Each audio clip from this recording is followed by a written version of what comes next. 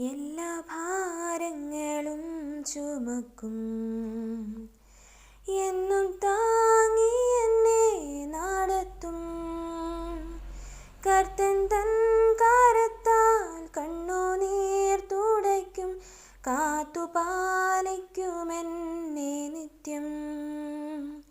കർത്തൻ തൻ കരത്താൽ കണ്ണുനീർ തുടയ്ക്കും, കാത്തുപാലിക്കുമെന്നെ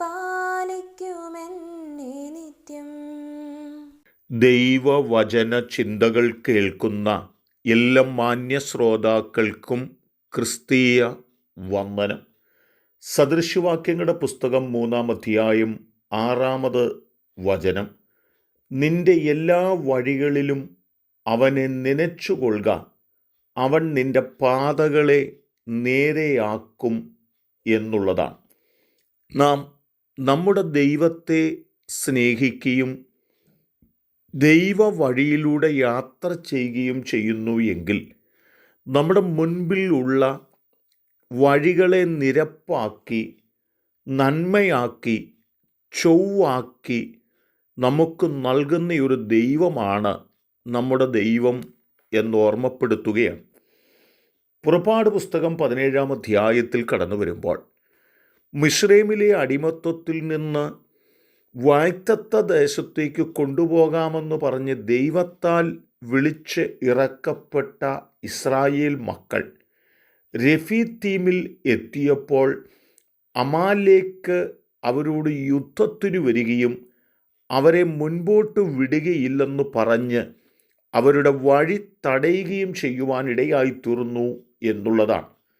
സംഖ്യാപുസ്തകം 21-ാം അധ്യായത്തിൽ നാം വായിക്കുമ്പോൾ മോശ അമാലേക്യരുമായി ആഴമായി സംസാരിച്ചിട്ട് ഞങ്ങൾ ഈ പട്ടണത്തിലൂടെ കടന്നു പോകുക മാത്രമേ ഉള്ളൂ എന്നും യാതൊരു തലത്തിലും നിങ്ങളോട് ഒരുവിധ ദോഷവും ചെയ്യുകയില്ലെന്ന് പറഞ്ഞെങ്കിലും ഇസ്രായേൽ മക്കൾ മുൻപോട്ട് പോകാൻ അനുവദിക്കാതെ ആ ജനത്തെ അമാലേക്യര് വഴിയിൽ തടഞ്ഞു വയ്ക്കുവാനിടയായി മോശ പർവ്വതത്തിലേക്ക് കടന്നുപോയി കരമുയർത്തി പ്രാർത്ഥിക്കുവാനിടയായി യോശുവയും തന്നോട് കൂടെയുള്ളവരും യുദ്ധം ചെയ്യുവാൻ ദൈവം അവരോട് പറയുകയും ആ നിലകളിൽ മോശ ദൈവസന്നിധിയിൽ പ്രാർത്ഥിക്കുകയും യോശുവയും സൈന്യവും യുദ്ധം ചെയ്യുകയും ചെയ്യുക കൊണ്ട് ദൈവം ഇസ്രായേൽ മക്കളുടെ മുമ്പിൽ അടഞ്ഞു കിടന്ന വഴികളെ തുറന്ന് ആ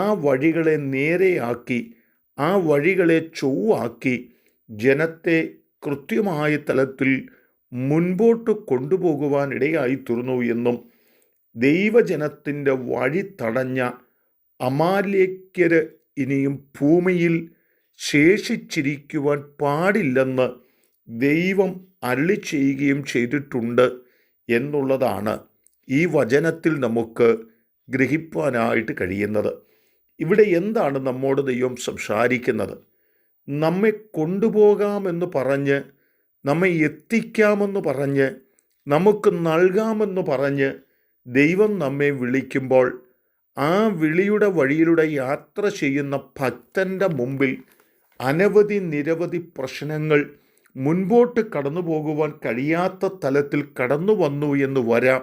എന്നാൽ മുമ്പിൽ വരുന്ന പ്രശ്നങ്ങളെ കണ്ട്, മുമ്പിൽ വരുന്ന തടസ്സങ്ങളെ കണ്ട് നാം ഭയപ്പെടുന്നവരായിട്ടല്ല, നാം അത്യുന്നതനായ ദൈവത്തിൽ പൂർണ്ണമായി ആശ്രയിക്കുകയും ആ തലത്തിൽ ഞങ്ങളുടെ മുൻപിലുള്ളതായ പ്രശ്നങ്ങളെ പരിഹരിച്ച് ഞങ്ങളെ മുൻപോട്ട് നടത്തുവാൻ കഴിവുള്ള ശക്തനായൊരു ദൈവമാണ് ഞങ്ങളെ വിളിച്ചിരിക്കുന്നതെന്ന് ഓർത്തുകൊണ്ട് ആ ദൈവത്തെ തന്നെ നനച്ചുകൊണ്ട് ആ ദൈവത്തിൻ്റെ വഴികളിലൂടെ യാത്ര ചെയ്യുവാനും ആ തലത്തിൽ നമ്മുടെ മുമ്പിലുള്ള തടസ്സമായ പാതകളെ നേരെയാക്കി നമ്മെ എത്തിക്കേണ്ടിടത്ത് എത്തിക്കുകയും ചെയ്യുന്ന ദൈവത്തിൽ പൂർണ്ണമായി വിശ്വസിക്കുവാൻ വചനം നമ്മെ ഓർപ്പിക്കുകയാണ്.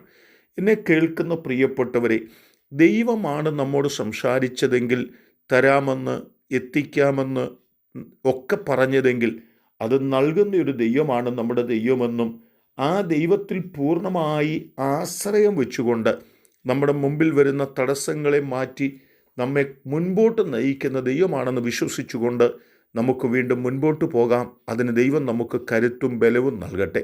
കരുണയുള്ള ദൈവമേ, ദൈവവിളി കേട്ട് ഇറങ്ങിത്തിരിച്ച് വഴിയിൽ പ്രതികൂലങ്ങളും പ്രതിസന്ധികളും വന്ന് കണ്ടിട്ട് ഞങ്ങൾ ഭയപ്പെട്ടോടുന്നവരായിട്ടല്ല, ഞങ്ങളുടെ വഴികളെ നിരപ്പാക്കുന്ന, ഞങ്ങളുടെ വഴികളെ നേരെയാക്കുന്ന, ഞങ്ങളുടെ വഴികളെ തുറന്നു തരുന്ന ഒരു ദൈവമുണ്ടെന്നോർത്ത് ഞങ്ങൾക്ക് മുൻപോട്ട് പോകുവാൻ ഞങ്ങളെ പ്രാപ്തരാക്കണം. യേശു കർത്താവിൻ നാമത്തിൽ തന്നെ.